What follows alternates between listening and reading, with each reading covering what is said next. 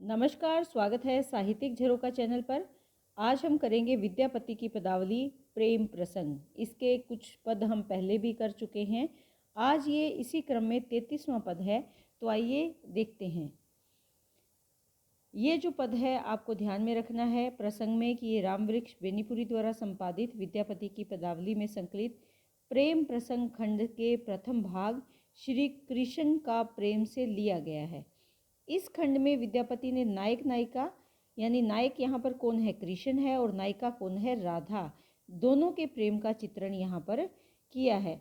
जो पद आज हम करने जा रहे हैं इसमें जो नायक कृष्ण है वो नायिका की सखी के सामने उस सुंदर दृश्य का वर्णन करते हैं जब उसने थोड़ी देर के लिए नायिका अर्थात राधा को देखा था। तो कृष्ण क्या कहते हैं, सहजी आनंद सुंदर रे। सहजी यानी सहज ही, आनंद यानी मुख, चेहरा, सुंदर रे कि उसका जो मुख है वो सहज ही सुंदर था। बोहें सुरेखली आँखी, बोहें अर्थात उसकी जो बोहें हैं वो भी सुंदर हैं। और सुरेखी, सुरेखली यानी सुंदर रेखा, किसकी रेखा, सुरमा लगी हुई या अंजन लगी हुई जो उसकी रेखा है, किसकी, आँखों की। आँखों में उसने सुरमे की रेखा लगा रखी है या सुरमा डाल रखा है। पंकज मधु पीबी मधुकर रे, उड़े पसारल पांखी। ऐसे प्रतीत होता है नायिका को देखकर, क्योंकि उसकी आंखें कैसी है, बिल्कुल काली हैं और वो भंवरे के समान प्रतीत होती है। ऐसे प्रतीत होता है मानो पंकज यानी कमल का मधु, मीठा, मीठा क्या है, रस, पीबी पीकर, मधुकर, उड़े पसारल पांखी, उड़ने के लिए पसारी हुई है अपनी पंखें, यानी उसने अपनी पांखें पसार रखी है। जो भंवरा है वो कौन है, आंखें हैं, और मुख रूपी जो सुंदर कमल है उस कमल के समान सुंदर मुख का मीठा रस पान करके वो भंवरा अब उड़ने के लिए तैयार है। ततही धावल दुहु लोचन रे, जतह गेली बर नारी। अर्थात ततही उसे ही धावल देखते हैं या पकड़ने का प्रयास करते हैं या उधर ही खींचे चले जाते हैं। दूहु दोनों, लोचन रे किसके लोचन, यहाँ पर कृष्ण के नेत्र कहाँ पर जाते हैं, जत है जहाँ पर, गेली जाती है, बर सुंदर, नारी यानी राधा, यानी जहाँ पर भी राधा जाती है कृष्ण के नेत्र उसी ओर खींचे चले जाते हैं। कृष्ण के दोनों नेत्र ततही उसी से बंध गए हैं और उधर ही खींचे चले जाते हैं जहाँ पर भी वो सुंदर स्त्री राधा जाती है। आशा लुबदुल न तेजे रे, कृपन के पाछू भिखारी। ये बिल्कुल वैसे ही प्रतीत होता है, नायक नायिका के पीछे पीछे उसके नेत्र बिल्कुल ऐसे ही लगे हुए हैं जैसे आशा होती है, किसके, लुबदल, लुबदल यानी लोभी, जैसे एक लोभी अपनी आशा न नहीं तजे त्यागता, कृपन कंजूस कै पाछू भिखारी, जैसे एक लोभी व्यक्ति अपनी आशा का त्याग नहीं करता, उसे आशा होती है कि मुझे अब कुछ मिलेगा, अब कुछ मिलेगा, उसी प्रकार कंजूस के पीछे भी भिखारी लगा रहता है। कंजूस व्यक्ति जो देना नहीं चाहता लेकिन भिखारी इसी आशा से लगा रहता है कि शायद वो मुझे कुछ दे देगा, इसी आशा से भिखारी उसका पीछा करता है या उसके पीछे लगा रहता है। बिल्कुल वैसे ही कृष्ण की आंखें भी राधा के पीछे लगी हुई हैं। तो यहाँ पर अगर हम देखें पसारल पांखी में अनुप्रास अलंकार है, ततई धावल दुह लोचन रे, जतह गेली बरनारी, और आशा लुब्धु न तेजे रे, कृपन के पाछू भिखारी। यहाँ पर अगर हम देखें तो अर्थांतर न्यास अलंकार का सुंदर प्रयोग कवि ने किया है, यानी अर्थ में अंतर दिखाया है इन पंक्तियों में। उदाहरण देकर वो स्पष्ट यहाँ पर करना चाहते हैं। इंगित नयन तरंगित रे, बाम बाओ भेल भंग। इंगित, इंगित होता है इशारा करना, किससे, आँखों से। तरंगित कि आँखों से इशारा करने के लिए जब नयन तरंगित हो उठे अर्थात नेत्र चंचल हो उठे। बाम बहों, बाम यानी बाई जो उसकी बो है वो टेढ़ी, भेल भंग, भंग यानी टेढ़ी हो गई या नायिका ने उसको टेढ़ा किया। तनख न जानल तेसर रे, उस समय नायक नायिका के मन में क्या चल रहा था ये तेसर यानी तीसरा व्यक्ति इसको नहीं जान सका। गुप्तु मनोभव रंग, गुप्तु यानी गुप्त रूप से, मनोभव मन के भावों का जो रस उत्पन्न किया या मन के भाव जो अभिव्यक्त किए अपनी आंखों के इशारे से राधा ने, उसको कोई तीसरा व्यक्ति नहीं जान पाया, केवल कृष्ण ही उन भावों को समझ पाए। कहने से तात्पर्य यहाँ पर क्या है कि नायक नायिका के मन में जो उत्पन्न काम भाव है उसको कोई अन्य व्यक्ति नहीं समझ सका, यानी उस प्रेम के भाव को अन्य कोई नहीं जान पाया। चंदन चर्चू पेयोदर रे, चंदन का लेप उसके पयोदर अर्थात उसके स्तनों पर किया हुआ है। ग्रीम गज मुक्ताहार, ग्रीम यानी उसकी पतली जो गला है, उसके गले में गज मुक्ताहार सफ़ेद रंग का मोतियों का उसने हार पहन रखा है, गज मोतियों का हार है।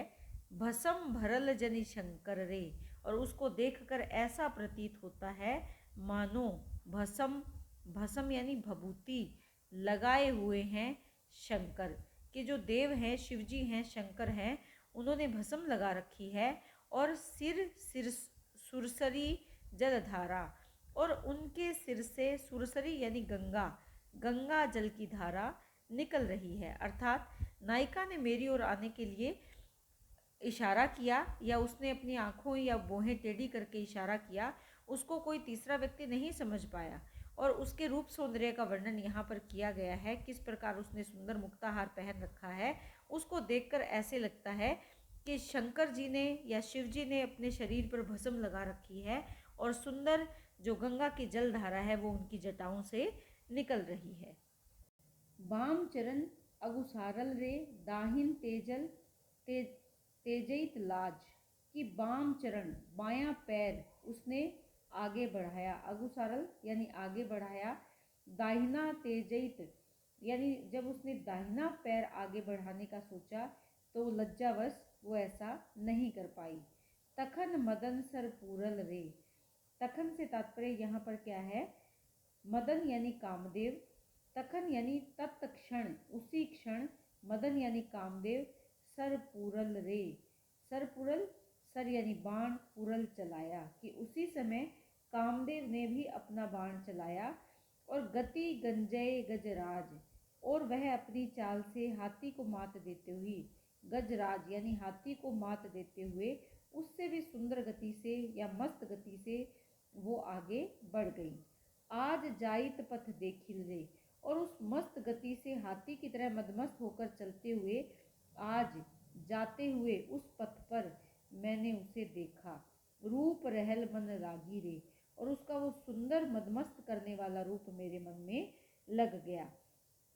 ते ही क्षण यानी उसी क्षण, सय गुण गौरव रे, धैर्य गैल भागी, कि उसी समय सय यानी सारे, गुण और गौरव, धैर्य यानी धैर्य, गैल साथ में, भागी चले गए।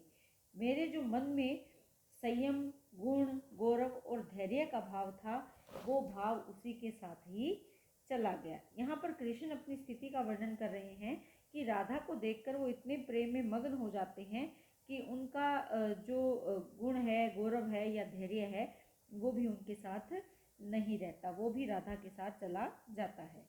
कृष्ण कहते हैं कि रूप लागी मन धावल रे, कुछ कंचनगिरी सांधी, कि रूप किसका, राधा का, उस रूप के लागी लग गया है, मन धावल दौड़ गया है, मेरा मन उसके रूप पर लगकर उसी के साथ दौड़ गया है, अर्थात मेरा मन राधा के सौंदर्य में ही बंध गया है।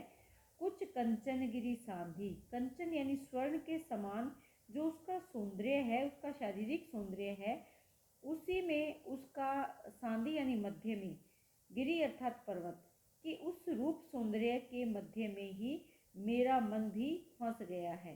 ते अपराधे मनोभव रे, कि यहाँ पर वो क्या कहते हैं, इसी अपराध के कारण, ततही धैल जनी बांधी, कि इसी अपराध के कारण अब जो कामदेव है उन्होंने भी वहीं दौड़कर मुझे, धैल यानी दौड़कर, तती वहीं पर, जनी जैसे बांध लिया है, कि कामदेव ने यानी प्रेम के भाव ने मुझे बंदी बना लिया है। विद्यापति कवि गाओल रे, विद्यापति जो कवि विद्यापति हैं वो गाते हैं और कहते हैं कि रस बूझत रसमंत, कि इस प्रेम रस को कौन बूझ सकता है, कौन जान सकता है, रूप नारायण नागर रे, कि शिव सिंह जो रूप नारायण है वही इसको जान सकते हैं, क्योंकि वो चतुर है, सच्चे रसिक है, रस बूझत, रसमंत यानी रसिक हैं। और वो कौन है? लखिमा देई कंत, और लखिमा देवी के पति हैं, यानी लखिमा देवी के पति जो राजा शिव सिंह रूप नारायण हैं, वही जो सच्चे रस के रसिक हैं, वही इसको, इस प्रेम भाव को जान सकते हैं, समझ सकते हैं। तो यहाँ पर विशेष के तौर पर अगर हम देखें तो वस्तुत्प्रेक्षा अलंकार आया है, जो चंदन जल धारा वाली पंक्तियाँ हैं। इसके साथ साथ अनुप्रास अलंकार आया है। गति गजय जो हमने किया था उसमें गति गंजय गजराज में वृत्यानुप्रास अलंकार आया है। और कुंज कंचन गिरी, तो वहाँ पर कौन सा अलंकार है? यहाँ पर रूपक अलंकार का प्रयोग कवि ने किया है। तो ये आप यहाँ पर ध्यान में रखेंगे। इसके साथ साथ अगर हम बात करें तो पूर्ण पद में संगीतात्मकता है, पद श्रृंगार रस से परिपूर्ण है, माधुर्य गुण है, अभिधा लक्षणा शब्द शक्ति का सुंदर प्रयोग कवि ने किया है, तत्सम शब्दावली की प्रधानता है, भाषा बहुत ही सहज और सरल का प्रयोग कवि ने अपने भावों को व्यक्त करने में यहाँ पर किया है। तो इसी के साथ उम्मीद करती हूँ कि ये पद आपको बहुत अच्छे से समझ में आ रहे हैं। बहुत बहुत धन्यवाद।